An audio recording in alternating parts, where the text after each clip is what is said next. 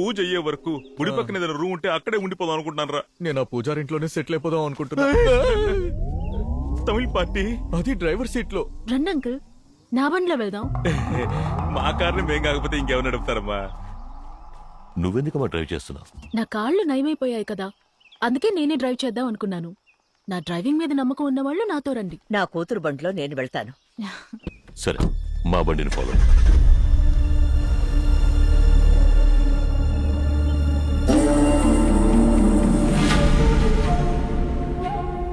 అమ్మా, గుళ్ళో దీపం వెలిగించేటప్పుడు మనమందరం అక్కడ ఉండాలమ్మా. తప్పకుండా ఉండాలి.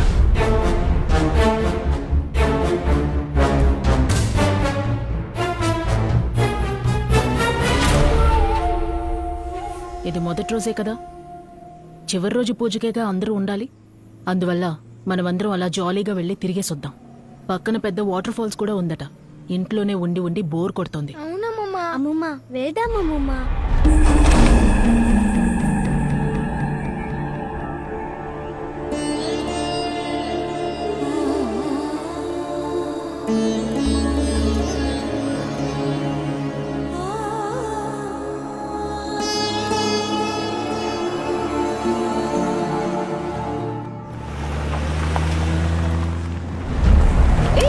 వాడు బళ్ళు అటువైపు వెళ్ళే, నువ్వు తిన్నగా వెళ్తావేంటి దివ్య?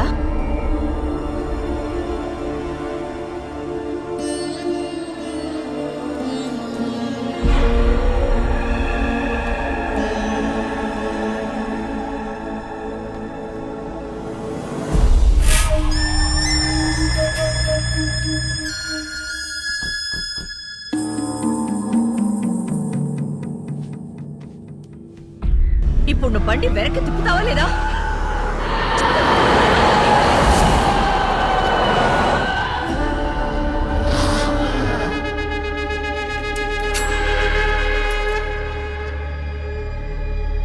దివ్య, మర్యాదగా బండి వెనక్కి తిప్పు. ఇప్పుడు వెనక్కి తిప్పుతావా లేదా? దివ్య, దివ్య, బండి ఆపమ్మా. அந்த வேட்டையன் கோயில்ல பூஜை நடக்காது, நடக்க கூடாது, நடக்க விட மாட்டேன். మీ చేత్తో ఈ దీపం వెలిగించారంటే ప్రతిరోజు ఇందులో నూనె పోసి దుర్గాష్టమి వరకు కొండెక్కకుండా కాపాడుకుంటాను. உங்கள ஒருத்தரை கொன்னு போட்டுட்டா அந்த பூஜை நின்னு போயிடும். அந்த வெறி பிடிச்ச நாய்க்கு பலம் கிடைக்காது, கிடைக்க கூடாது. அவன் ஆத்மா அலையணும், சாந்தி கிடைக்காம அலையணும்.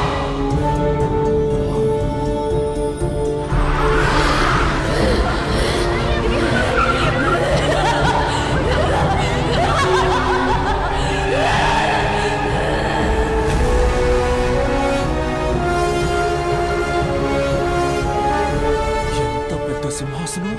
దీపం వెలిగించండి. రంగనాయకి రానివ్వండి, అంతా మంచి జరుగుతుంది. వెలిగించండి.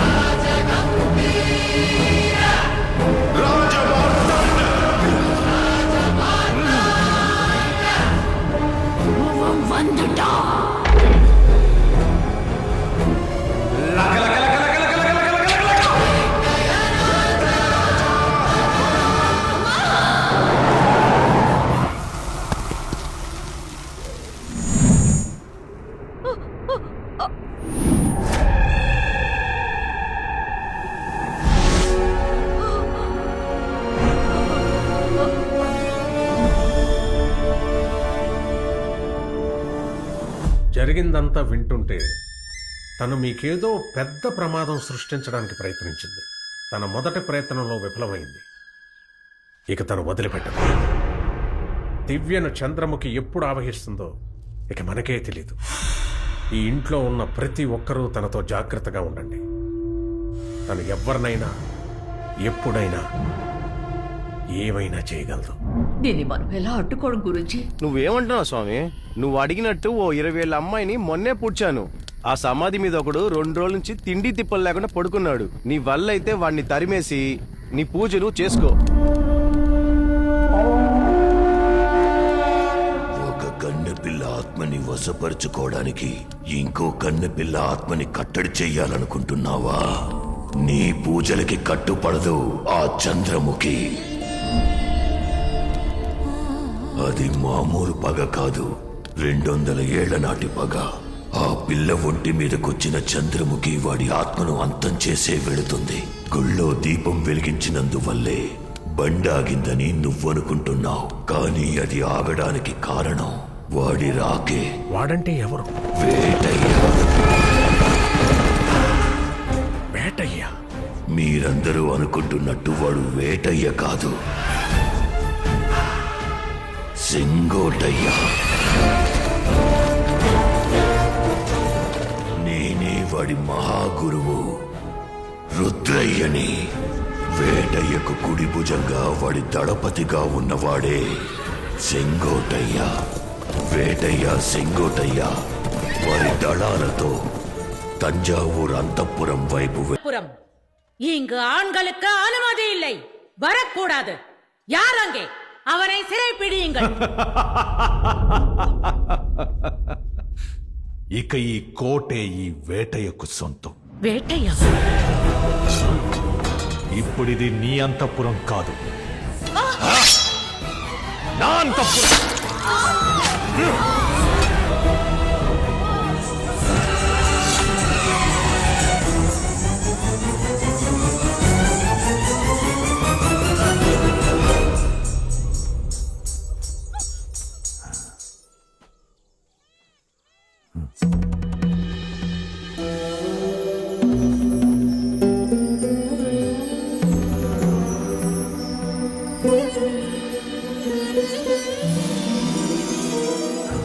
స్వప్నంలో నేను చూసిన అదే దేవత. మహారాజా, లోనికి వెళ్ళొద్దు. ఈ కోట మీ సొంతం కావచ్చు, కానీ తనని ఎవరూ సొంతం చేసుకోలేరు. ఏ? తనని ఎవరు సొంతం చేసుకోవాలనుకున్నా వారికి మరణమే సిద్ధిస్తుంది. ఇటువంటి సిద్ధాంతాల మీద నాకు నమ్మకం లేదు. మహారాజా, దయచేసి నా మాట వినండి. లోనికి వెళ్ళొద్దు. చంద్రముఖి నాట్యం కోసమే పుట్టిన నాట్య దేవత. చంద్రముఖి. మహారాజా, నా మాట వినండి. ఆపదను వెతుక్కుంటూ వెళ్ళకండి.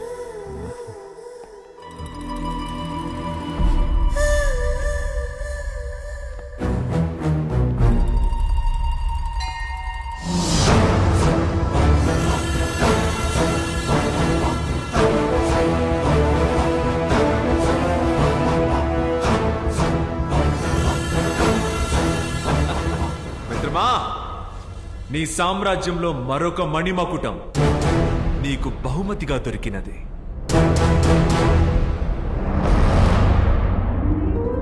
తంజావూరు సామ్రాజ్యమే నీ అరచేతిలో.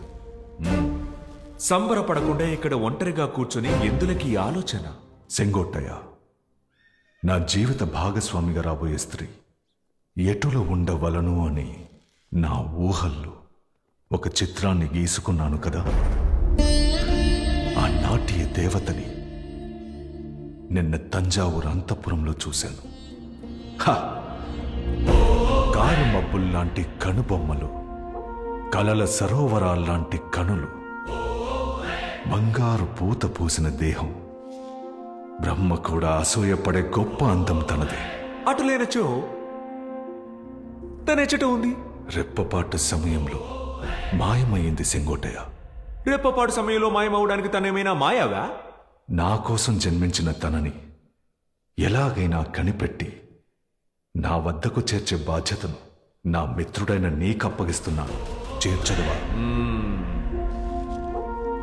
తన పేరేమిటి? పేరులోనే చంద్రుడు కలిగిన చంద్రముఖి. చంద్రముఖి, చక్కటి పేరు.